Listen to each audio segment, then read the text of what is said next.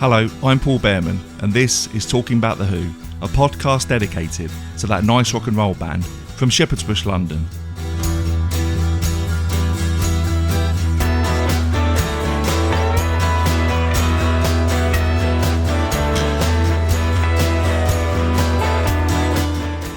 Welcome to episode 1 of season 2, or as I've been calling it, the difficult second season.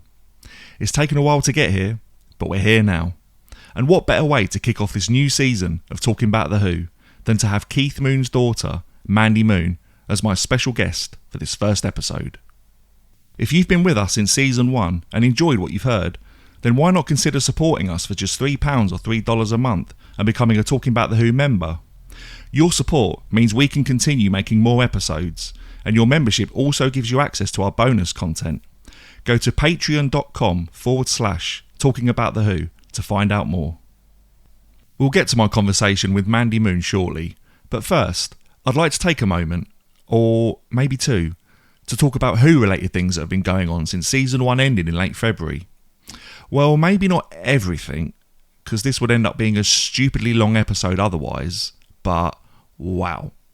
There was next to nothing going on during season 1, and then as soon as it's finished, bam. I'll start with my personal Who-related stuff, because there's been quite a lot of that going on too.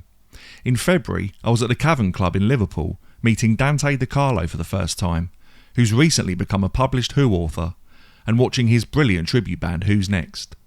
I even got name-checked on stage, along with this podcast, which I did not expect.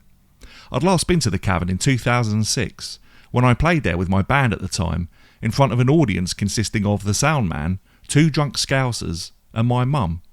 So, as you can imagine, it was something of a triumphant return for yours truly. In April, I was at the London Palladium to see Roger Daltrey and his band for the first time, which was a fantastic gig, and left me feeling amazed at just how good Roger sounds at 81 years of age, and how effortlessly he makes it look too. Once again I met up with Dante DiCarlo for a pre-gig pint, this time in the Ship in Wardour Street, along with Mike, the drummer in Who's Next. Also a shout out to Paul Harris and David, who I had the pleasure of meeting there too. Upon arriving at the Palladium, I discovered that me and my girlfriend had been given after-show passes with our tickets. We didn't get to meet Roger, apparently we missed him by 5 minutes, nor did we meet Simon Townsend, but we did meet the rest of the band, as well as Jodie Linscott's daughter Kachina, a Hollywood stuntwoman no less. I'm happy to report that everyone we met was so warm and welcoming, and they even shared their pizza with us. It seems that it is okay to meet your heroes sometimes. On a side note, Dante DiCarlo's new book, The Who, album by album, has recently been released, and you'll find a link to it in the show notes.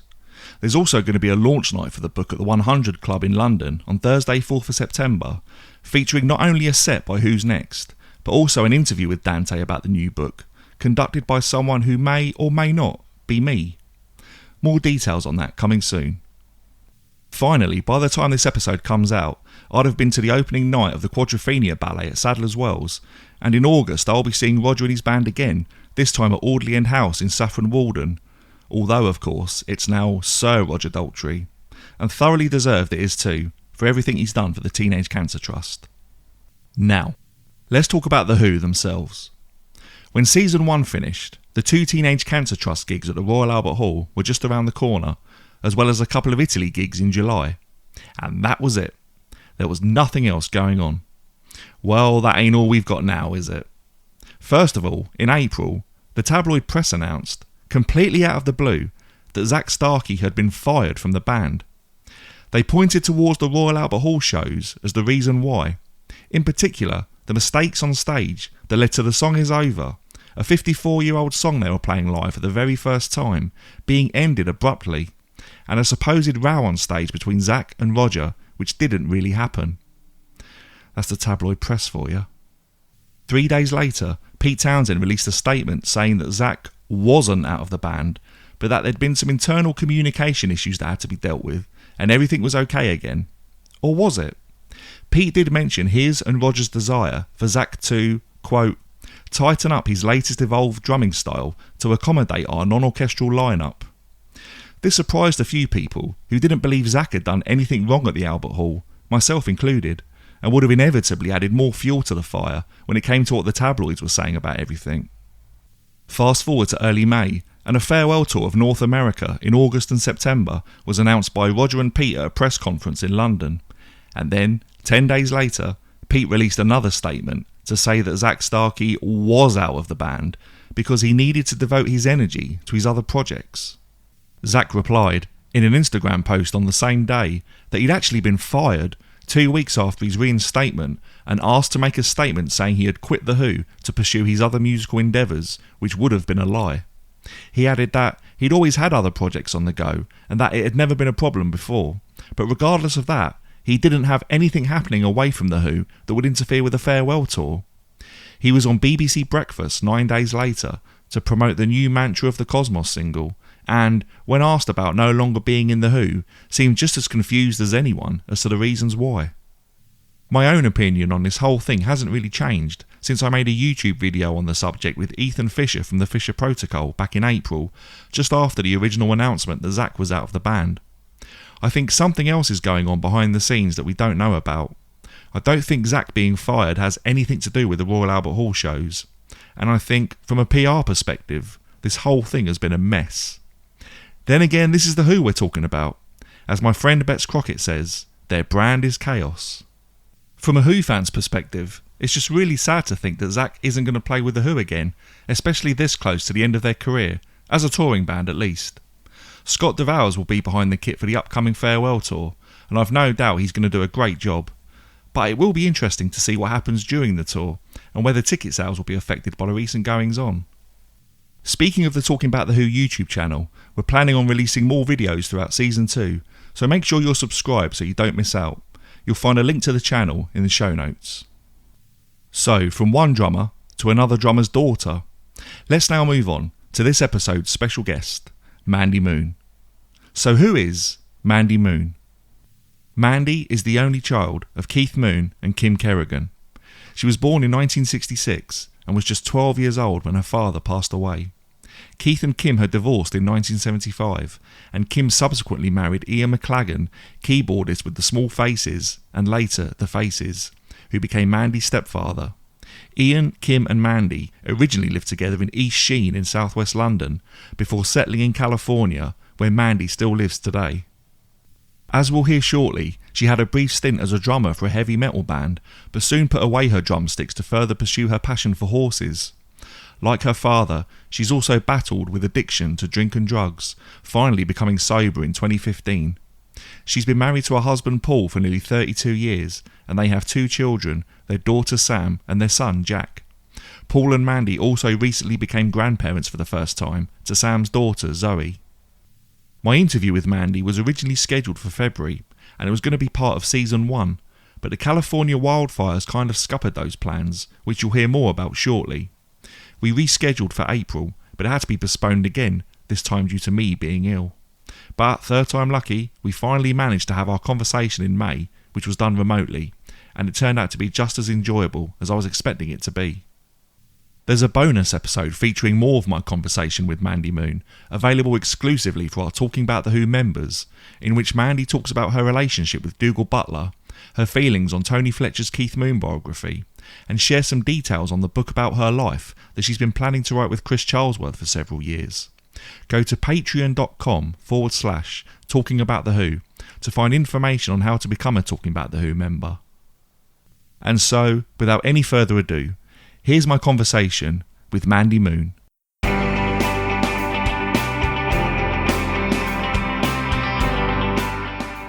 Yeah, I just want to start with talking about something that happened recently. I know you were affected by the California wildfires.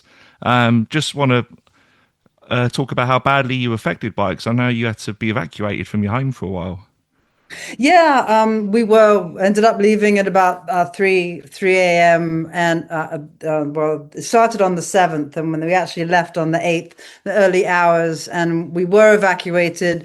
The fire was very close. It actually was in our backyard, so we've had to have some renovation done. We have a little corral. We have miniature donkeys, and it did burn our gate and the back of our corral and all of our pool. We have lucky enough to have a pool. That equipment burned and the hedges in front of it. So we've had to replace a lot in our yard because it was exposed to all that, and we couldn't come home for 5 weeks. We were in different lodging situations because one of our dogs is almost 70 pounds, so you just can't just take him anywhere. The other one's a lot smaller. She's on a diet, so I think she's about 16 pounds. But he was a little hard for us to be able to just go from one place to another, and places were all very booked up. It was just a really strange and frightening situation, to be honest. And leaving our house in itself, a power line had fallen down, and so we had to be redirected. So that in itself was strange and scary. That we couldn't escape and just go straight down the road. We had to turn around with all these other people and go this other way towards the fire, and then go away from it again. So yeah, but we were incredibly lucky. It was incredibly windy that night, and that was why it was the way it was. And some areas it just went all the way through, and other areas it jumped around a lot because of the wind. So our little street missed, all of the houses on our street missed. But as I mentioned, the reason we were out for so long is it needed to be remediated. The whole house had to have sort of a deep cleaning. And some things had some soft items had to go because there's all kinds of dangerous chemicals in that smoke, and it's considered smoke damage at that point. So yeah, but we're back now. We've been back since just before Valentine's Day, a little in February. So we've been back a little while, but yeah, it's the area is very strange at the moment to drive around, and very sad, and it will be for a while. I hope people come back. Yeah, just like you said, it could have been a whole lot worse. Just glad, obviously, you're okay and your house is okay. And Yeah, we've been here 31 years. Yeah, so yeah, our kids, I mean, they don't live at home anymore, but it's the only house they've ever known. And we didn't know for a while. So, as I mentioned, we left about 3 a.m. and we didn't know until about noon, January 8th, whether the house was okay or not. We had a brave neighbor who stayed. So we're lucky, it didn't whoosh through here, or poor man might not be with us. But yeah, so we heard from him.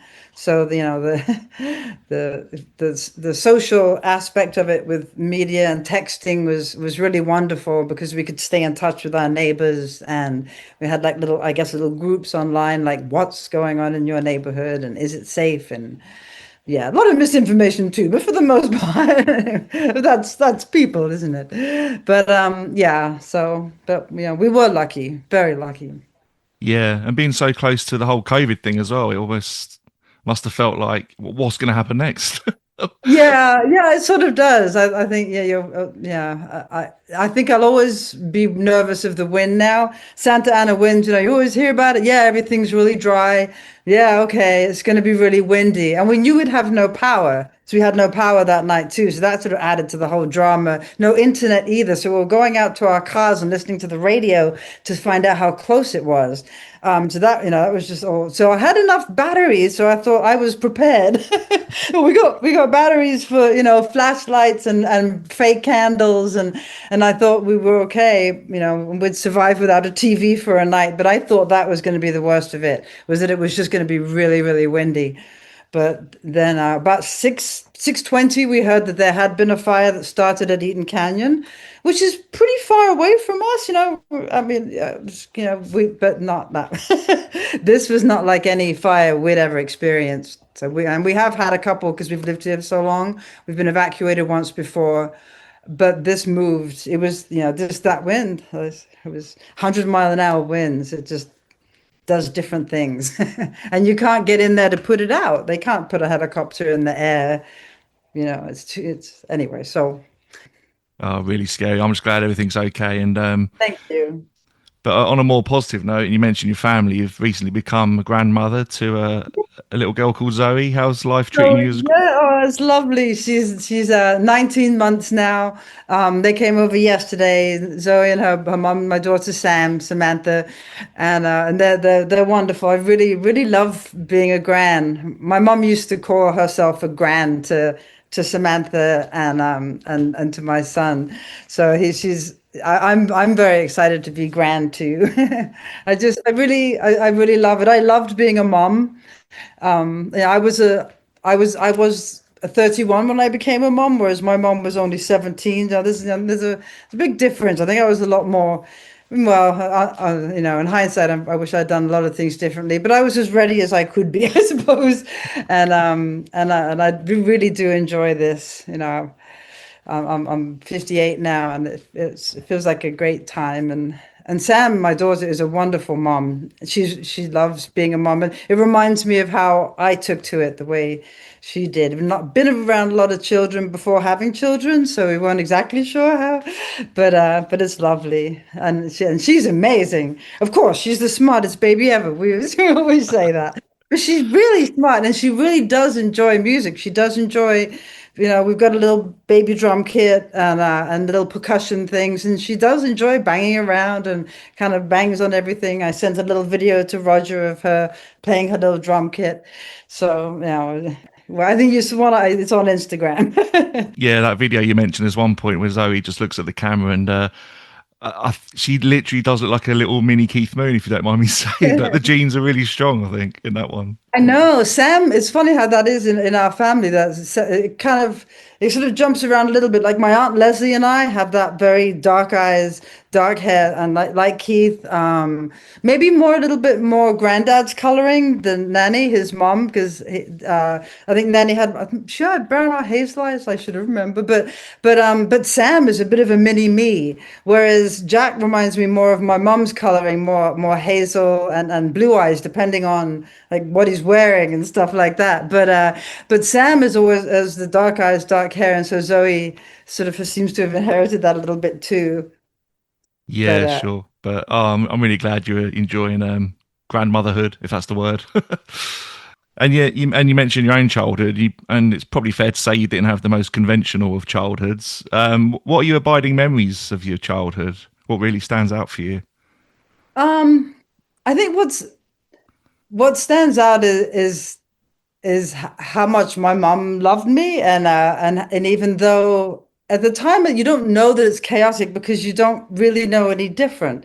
And so she was always there. We did a lot of moving around in England, and after Keith died, and we moved here. But as far as a small child, I mean, there was a certain amount of excitement because I think as a child, with the chaos and having parents that were very young and always a lot of people around, especially my very first memories are of Tara. I don't remember anything before Tara House.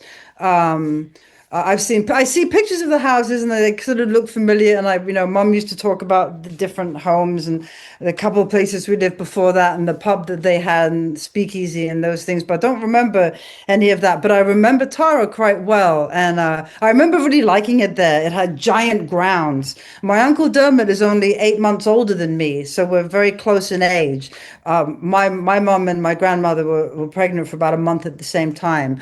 Anyway, we did a lot of exploring there. It was a very unusual house. It had this strange, like sunken living room, which you didn't see. I'd never seen anywhere else. And we had a room that we shared. And there was one room that was the bar that had superheroes all over one particular wall. And back in the 70s, it didn't really ever get incredibly hot, but there was a big heat wave one summer, and I remember Dermot being out in the garden too long. That's my uncle's name, and he got heat stroke of some sort, and he thought all those characters were moving around and coming towards him. But that was sort of Keith's bar room. But yeah, what that stands out is there was a lot of drinking, so which meant there was a lot of, I think, sort of unusual behavior by the adults around me. I did mention my grandmother, his mum. And he came from an incredibly normal family. My nanny and my granddad and his two sisters. He's the eldest of three. He has two sisters, and he had a very normal upbringing. My mom, not so much. Her parents were both very, very heavy drinkers and a lot of fighting going, a lot of moving around. She lived in Africa for a while. My granddad had a tea plantation on my mom's side, so that she kind of came from a bit of a chaotic background. And I think that's maybe how she was always able to perhaps shield me a little bit more from the strangeness of what was going on. Like I was not allowed to come out of my room sometimes, and things were often very loud musically. But I think we only lived there for about 2 years before we actually finally left. Because unfortunately, I know, and unfortunately, I inherited this too. When he drank, he became a very different person, and I'm sure he's sort of famous for that. But unfortunately, it led to some violence at home, not towards me, but towards my mom. I didn't witness a whole lot of it. Like I said, my mom was pretty good about keeping me away from all that. But it was sort of there in the background, and so there was a bit of fear. And I think as he wasn't around as much, we didn't have a lot of that closeness in between. So I was we left a few times over the years when things got really bad. Often in the middle of the night during a fight, get woken up. So there's a lot of living in hotels, to be honest. I'm very comfortable in hotels. Um, we lived in one called Great Foster's after we finally left, we lived there. We had to sort of hide because apparently I'm not sure what was going on. There's a lot of hearsay, things get blown out of proportion. But apparently that we were supposed to be hiding for some reason. It was going to kidnap us and take us back or something.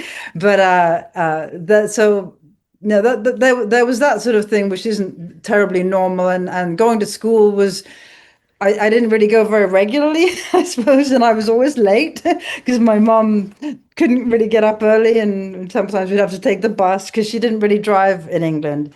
She hit a deer in Richmond Park. Who does? I know.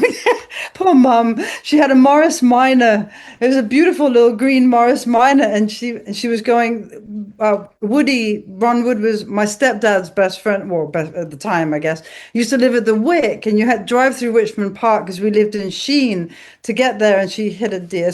But anyway, so she was never much of a driver. Even, I mean, when she was younger, she didn't drive at all. So I would always get to school kind of late and have to stay in detention, and they would make her so upset. She'd say, "It's my fault. I should stay." And she used to tell the teacher that. I was like, "No, it doesn't work that way, Kim." But anyway, so it definitely was. Now I look back on it, it was kind of very sort of chaotic and strange. But when you live in it, you don't really know that much different, except like I mentioned, going to Nanny's house, Keith's mom. And that was a lot of normalcy, and she would sort of bring it to my attention. We had a housekeeper named Liesel. She was German, and she used to take me home. Well, I think she only did it twice, but take me home for the weekend because she would say, "This is not normal. I just want you to know." And so, I was really too young to know what she meant, but I really remember it. I remember just being in her house and having dinner with her two sons, and they took me and bought me a toy, and like I exposed normal things. But I didn't know my life wasn't normal. So, No, sure. yeah. I mean, you're not going to know that at that age, as you say. And yeah, can you remember when you first realised that your dad was famous? Not it was not a clear one time image, but it was mostly going from school, and it's usually my teachers were usually more, they're going to be more impressed than the kids. But it was really how the teachers reacted to me, than more than other children. Yeah, and that's really the biggest, only time that I realized that something was different.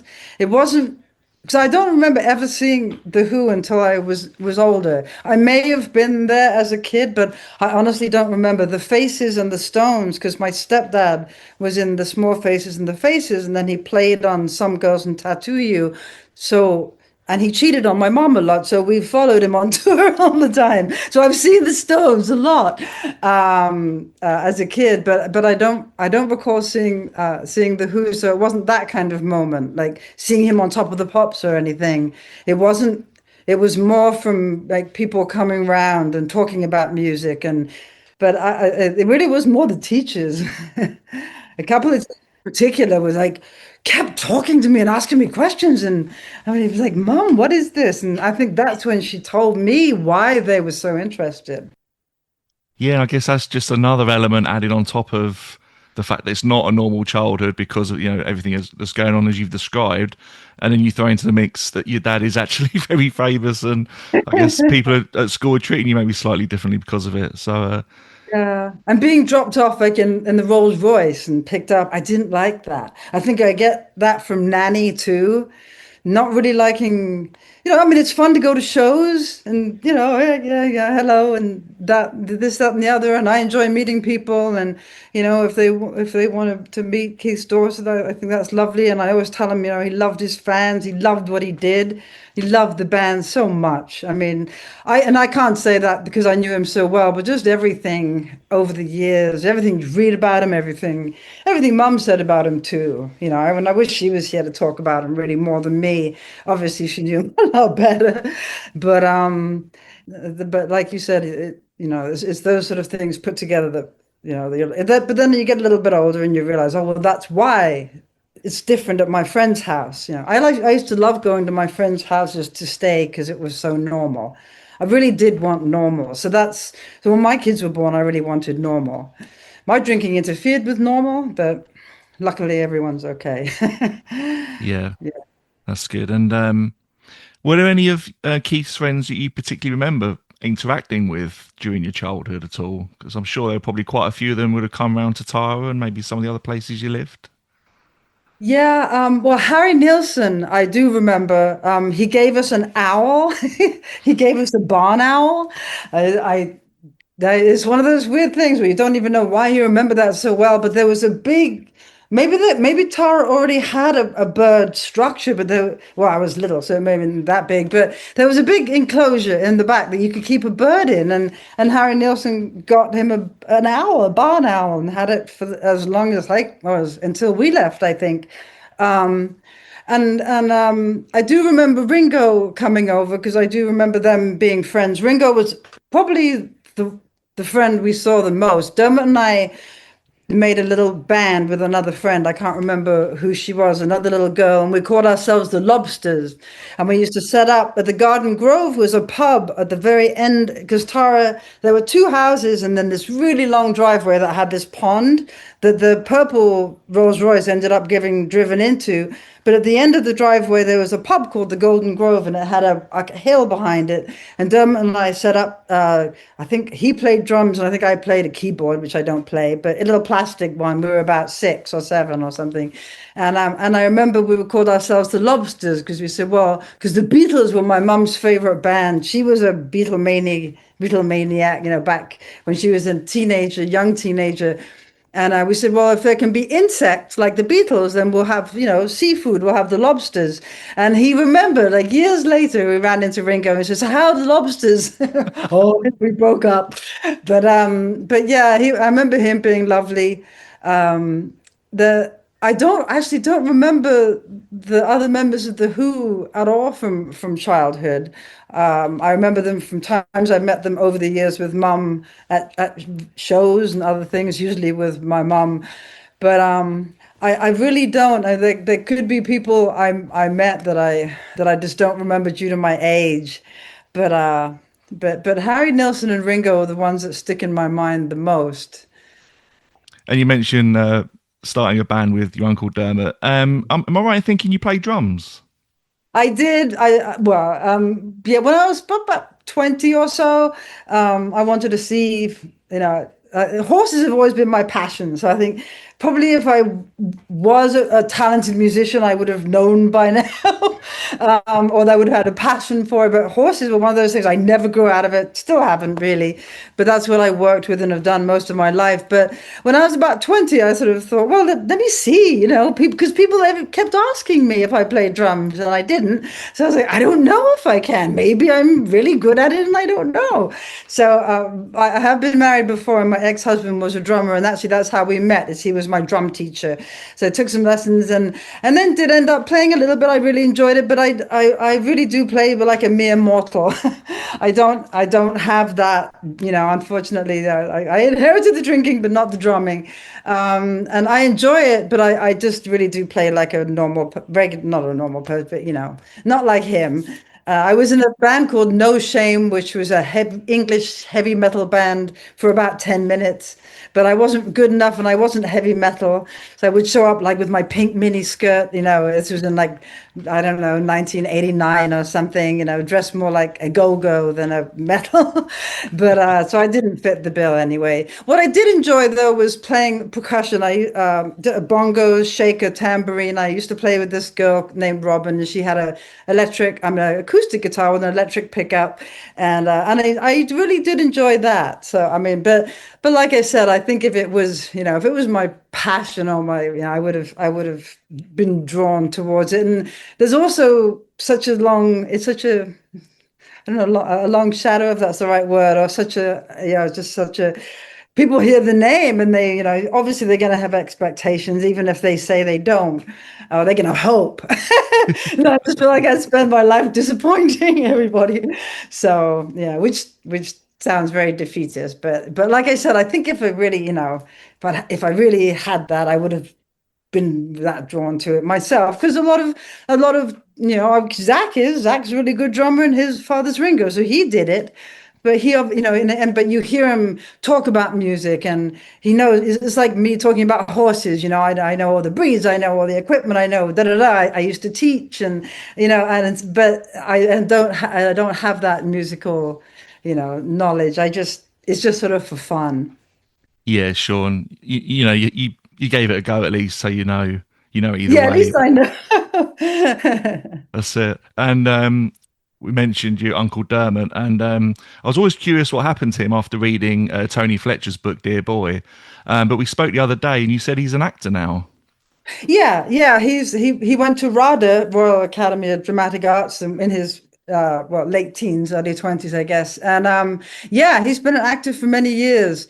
Um, yeah, we don't speak as much anymore. That's something we need to sort of pick that up again. It's like life gets in the way a lot after Mum died, and then after Mac died, my stepdad.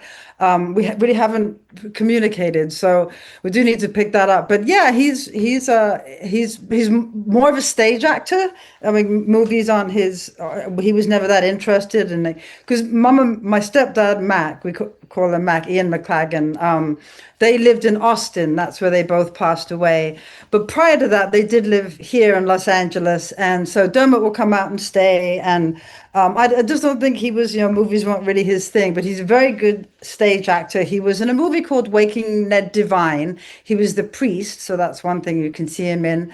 But and I think what he does some things where companies can make promotional movies, and as he's an actor, he brings an actor so that they look very professional for like outside companies. So yeah, I hope I'm not getting that wrong, but it's something where they employ actors to make things look better and more professional when they're trying to do corporate presentations, I guess.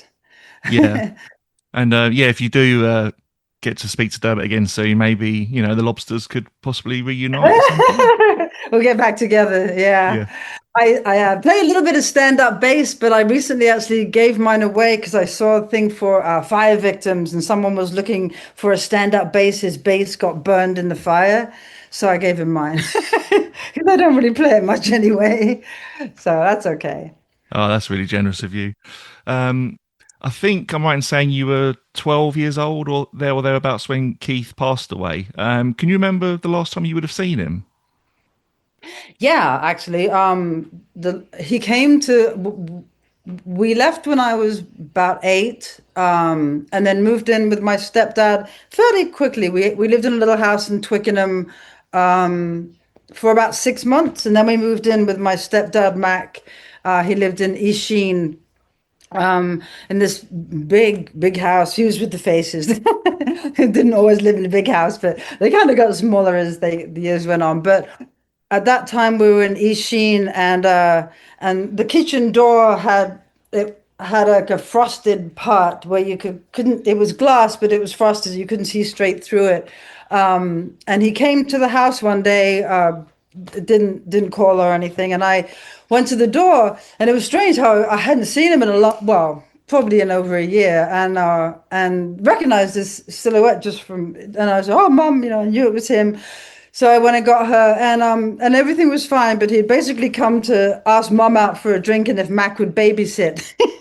So Mac said no, and I think the three of them might have ended up going out, but I didn't actually really talk to him. I just sort of said hello, I'm afraid at that point I was a bit scared of him, and it it was, and like I said before, and there was no violence on my side towards my children when I drank, but I definitely had a.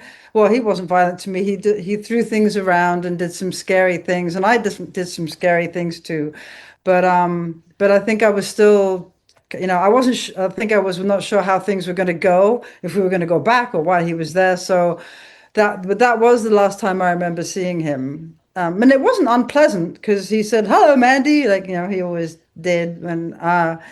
But yeah, and when I found out about him passing, I was on holiday with my friend Caroline in the very glamorous Bognor Regis. I just like saying it as well.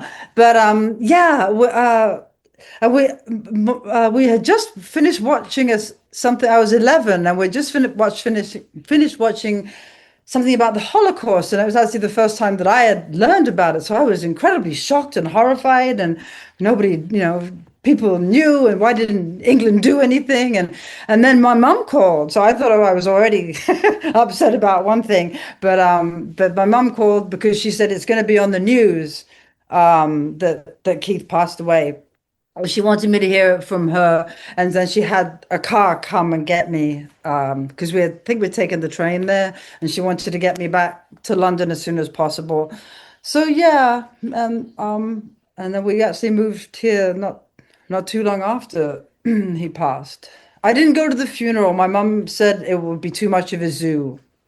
Mm. So so yeah, I don't know. And my aunts still complain about how he was dressed in the casket. He would never have worn that.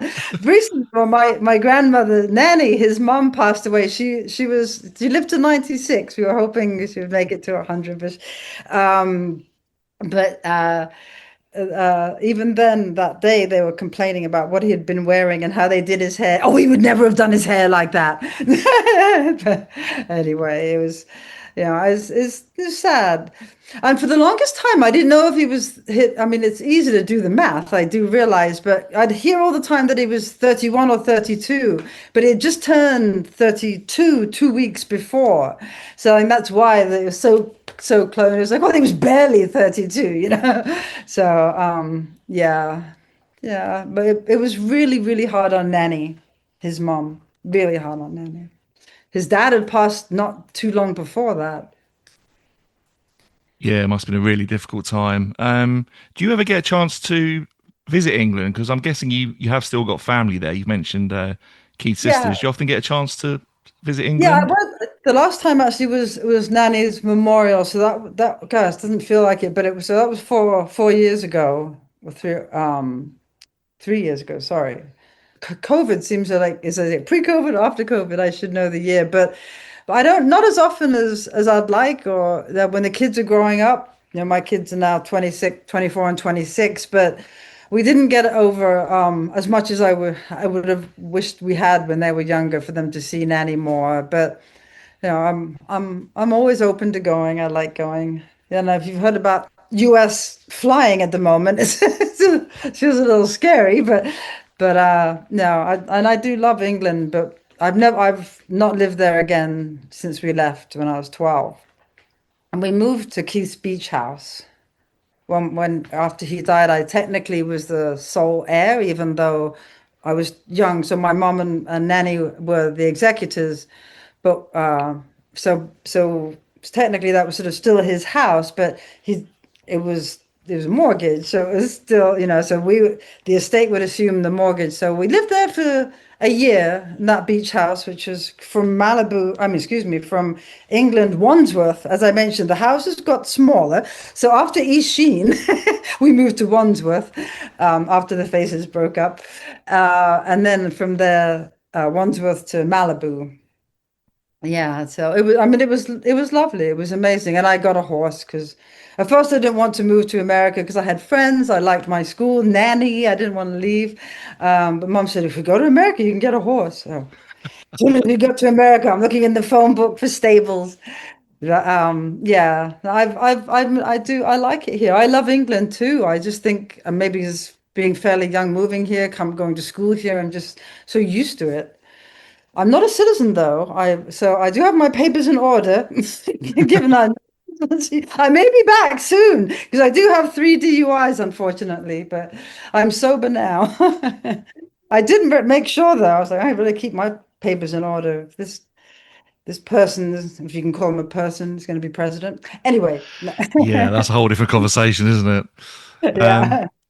yeah, speaking of your nan and granddad, Kit and Alf, it's kind of amazing because they were quite progressive, I guess, for the time in recognizing that Keith probably didn't fit into a conventional society in a way, especially with his passion for drums sort of growing as he was getting older, and even like encouraging him to go and audition for bands. I think Alf actually drove him to his Beachcombers audition.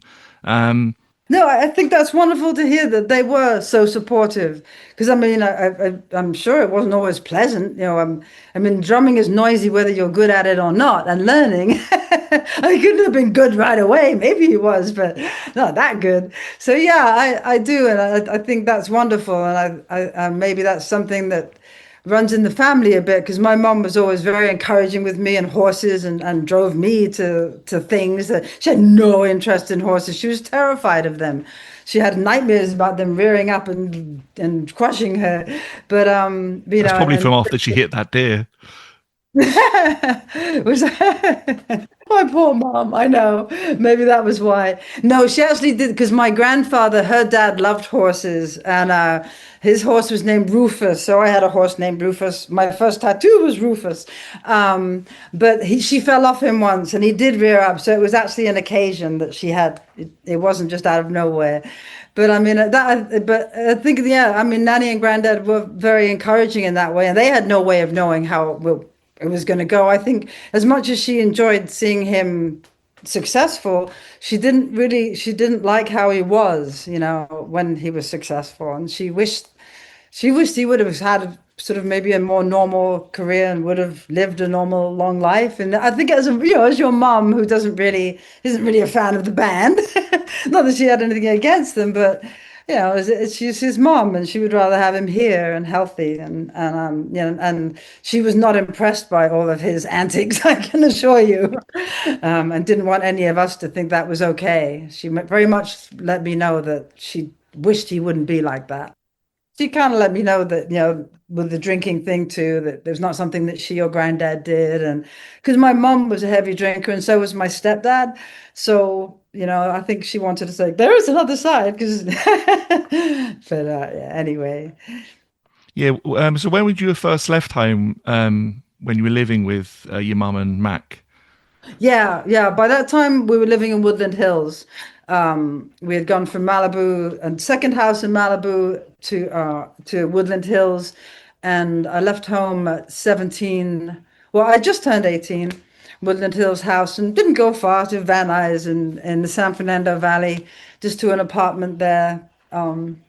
Yeah, not terribly. I used to love acting in high school. That's what I thought I was going to do. I sort of joked that I became an alcoholic instead, but I didn't really focus on anything. The horses were sort of in the background. Like I got very into acting in high school years and did a lot of plays and did some directing and did get accepted to a university, but didn't go because of my boyfriend. On these bad reasons for not doing things. But yeah, so I just yeah, and just sort of ended up working with horses. That's what I've done mostly. Other things here and there, but it always seems to come back to horses. And working somewhat in recovery a little bit at a clinic, drug and alcohol counselor and stuff like that. But I've been sober almost 10 years, but I've been trying for almost 20. So I actually came into recovery in 2005, a year before my mum passed away, because it was just affecting too many areas of my life. I love being a mom, as I mentioned, and it was affecting my kids. And anyway, it was time to do it. but it took me a while to actually. I kept relapsing. So, but yeah. Yeah, when would that have started then, the drugs and alcohol for you? I actually didn't because of everything I'd seen growing up. I didn't like drinking. I didn't like that my mom did it so much. I didn't like that when we went, when we went anywhere, we couldn't be there for more than like 20 minutes without them having to go somewhere for a drink or, bring a drink or flasks. And I didn't like all that. And it felt scary and unsafe. So I always said I wouldn't. But once I started drinking at about 16, well, not no, about 17, 18, really. And after I really started, I was off to the races. I drank pretty much, I would say every day until, well, I got two DUIs when I was 26. I would say the only time I didn't drive drunk is because I didn't leave the house. Not that that's funny, but I drank it. It just for I mean, you may be able to tell now. I'm kind of an anxious person. I was sort of not comfortable always talking to people. The older you get, the further away from the fame. People aren't as interested with you. And it's sort of like the thing of like getting older as a woman and the construction workers not whistling you anymore. You have mixed feelings about it. You want to say, hey, get away from me when they do, but when they don't, it's like, well, hey. No, it's not. But it's probably a really bad analogy. But it's I didn't want to be like them, but I tried to find my own way with it. But it's just kind of the nature of the beast. I ended up in the same place, really. So yeah, but I really did drink all through my 20s. We managed to get things done, but it was just always there, and really didn't try to stop until those DUIs happened. The second one particularly, no one was hurt or anything like that, but it was very very shaking, and then. But it still didn't stop me entirely. I still started up again for a few more years. And yeah, you're always trying to do it normally, trying to do it differently. What if I do this, or if I drink this, or if I, but this is always, for me anyway, not for everyone, of course. But yeah, and I think maybe if Keith had lived, because he was trying when he passed, he died from an overdose of heminevrin.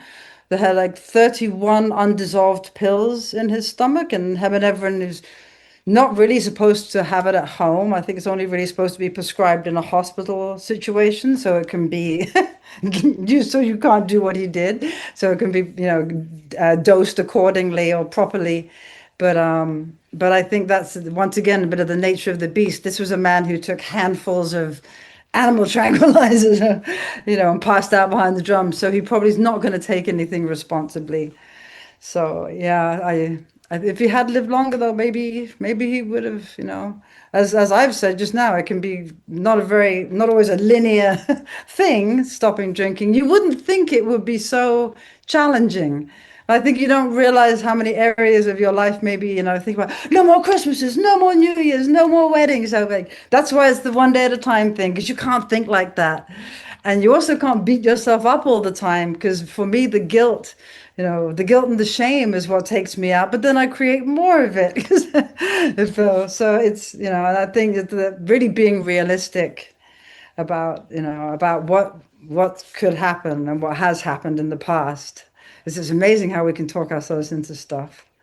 Yeah, absolutely. And I think it's probably not even so much the physical side of it, but it's more that psychological thing. And it's difficult to sort of change your thinking, I guess, and completely recondition your mind. And I guess that's probably the toughest part of becoming sober.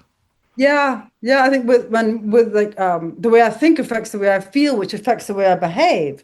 And I never used to think that I could change the way I was thinking, disputing that. If I'm thinking bad things about myself, like I'm stupid and boring, which tend to come to mind most of the time. I can like dispute that. Well, where is the evidence of that? Okay, maybe you have been stupid or boring, but it doesn't mean you are all the time. But that kind of thing, or that I can drink safely. Oh, really? Where's the evidence of that? So and being more realistic, because it's that strange thing that we can, if or for me it was like, well, nobody will know. maybe I could, but I go insane when I drink, so people notice. So anyway, yeah, it is. It's way more complicated than it should be. But it's not just alcohol too. I mean, to be honest, it's a very much the same struggle with food, and unfortunately now maybe social media, just anything that I had an eating disorder since I was 14, not anymore, but I don't know if it had to do with, my mom was always very beautiful and very thin and very complimented for that, whereas I was sort of short and dark. We're the same height, actually. Everyone always says that. Your mom was so tall. No, she's just thinner than me with the same height. Not anymore. I'm shrinking now, but. But yeah, so I had an eating disorder from 14 to my mid 40s or so, sort of hand in hand with the drinking too. So yeah, I don't know. I think we're always trying to be perfect. Yeah, I mean, it's life's difficult enough just dealing with our own thoughts, and then you throw things like alcohol and drugs and social media, as you say, into the mix. And it's amazing we've survived so long as a species without getting too deep into it. I'm working on it. Like you said, I'm a grandma now, so I'm trying to take care of myself. That's it. And how do people react to you when they find out you are Keith Moon's daughter? Mixed reactions. As I mentioned earlier, it lessens over time. Once you get further away from the band being famous. And my kids and I have talked about this too. Either some reactions are kind of frightening how enthusiastic people are. I've had people not believe me when I was younger. No, no, I don't know what I can do, but not that I would want to prove it to anybody. But yeah, people have always actually really usually been really nice and respectful to me. But some people, it can get a little much sometimes, and I think I've sort of lived in a bit of a bubble, when I was younger, and you sort of learn to deflect uh, well, some people and some comments that they make, and uh, but because I'm not quite sure how people are going to react. And I tend not to be the one to tell them. That's always a joke. One of my family jokes is, if I sort of follow it into the room, my husband will be he brings it up. I don't know why sometimes, and then he'll tell me, oh, that's not why I married you. I'm not a fan. And we've been married 31 years, so it's not a big deal. But he's just used to bringing it up, I guess, but much more than I do. So I do tend to sort of follow it into a room, which is nice because I don't have to say it. And if I'm talking to somebody, I generally won't bring it up unless we start talking about music and it seems relevant. Um, but yeah, it's a weird thing to live with because, like I sort of mentioned about the construction worker thing before, you kind of want people to know and you kind of don't. So I don't know. And in AA, you're supposed to be anonymous and not talk about it, but I think there's a part of you that's used to being looked at that way. So yeah, it takes some sort of weird. No, I'm not the famous one too, and I always say that too. It's not me. I didn't do it. But so I think you get used to it, but I think I think it'd be interesting to talk to other people, how they've handled it their whole lives, the ones that aren't in the limelight as a result of, well, I mean, not all nepotism, I'm sure. A lot of people are talented all by themselves, but yeah, and my kids get it to some. I've asked them. I've kind of warned them when they were younger that some people might, have a very strong reaction to hearing that, and I've put it as because they're fans, and if anyone makes you feel uncomfortable, let them know, let somebody know. But my daughter Sam once had a teacher who had like a picture of Keith behind him, an English teacher, because he was such a fan. It was just what he did with his room. And it was lovely to meet him, but it made her a little uncomfortable during the year. And you never would foresee something like that. It just is what it is. And, Yeah, and must have been quite strange, actually. Yeah, can't even begin to imagine what that must have been like. I met him. Um, He was really nice, but yeah, I think you learn to navigate it. But I think it'll forever keeps you a bit apart. I can't think of another word for it. yeah. Are you a Who fan yourself?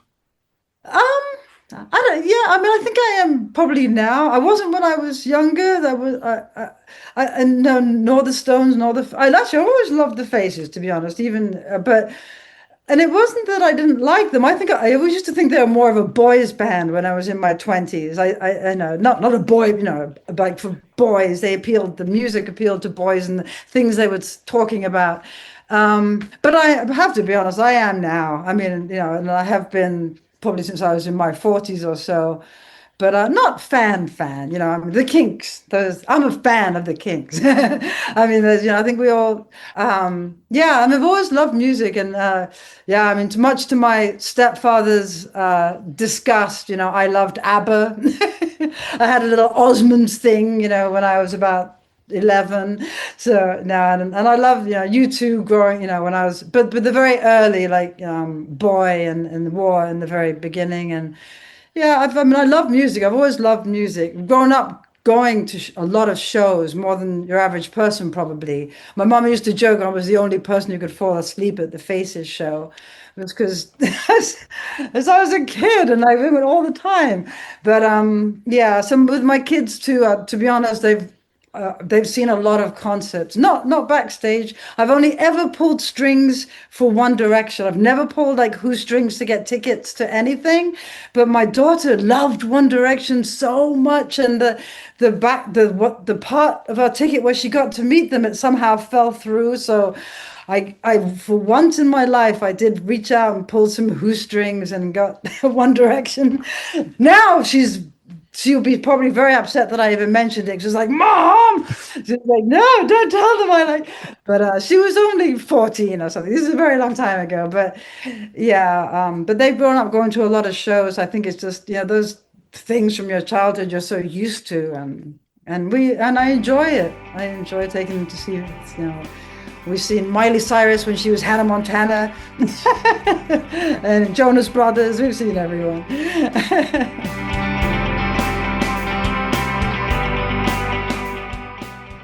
And there we have it, my conversation with Mandy Moon. It was an absolute joy to speak with Mandy, and I'd like to personally thank her for being so generous with her time. Thank you, Mandy, it was truly a pleasure. As I said earlier, Talking About the Who members will be able to hear a bonus episode featuring more of my conversation with Mandy. If you'd like to become a member, it's only £3 or $3 a month, less than the price of a cup of coffee in Starbucks. Not only will you be helping us to make more episodes of this podcast, but you'll have access to all of our bonus content too, which so far includes 11 bonus episodes, with more to come throughout Season 2 and beyond. You'll find all the relevant details at patreon.com/Talking About the Who. Patreon is spelled Patreon. Patreon.com/Talking About the Who. If bonus content isn't your thing, but you're thinking, I'd still like to support them in some way, then you can visit buymeacoffee.com/Talking About the Who and make either a one-off donation or set up a monthly donation. Again, your generous financial support helps us to keep this podcast going and is very much appreciated. buymeacoffee.com/Talking About the Who. You can also leave us a 5-star rating on whatever podcast app you choose to listen to us on. And to keep up to date with everything going on with the podcast, you can follow us on Instagram, Blue Sky and Facebook. And be sure to subscribe to our YouTube channel as well. Finally, a big thank you to Amanda Evans for technical support. And thank you again to the brilliant Mandy Moon. And that's it for this first episode of Season 2.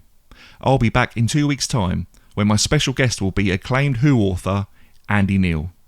Make sure you join us for that one. Until then, thank you for listening, look after yourselves, and as Roger Daltrey always says, be lucky. Goodbye.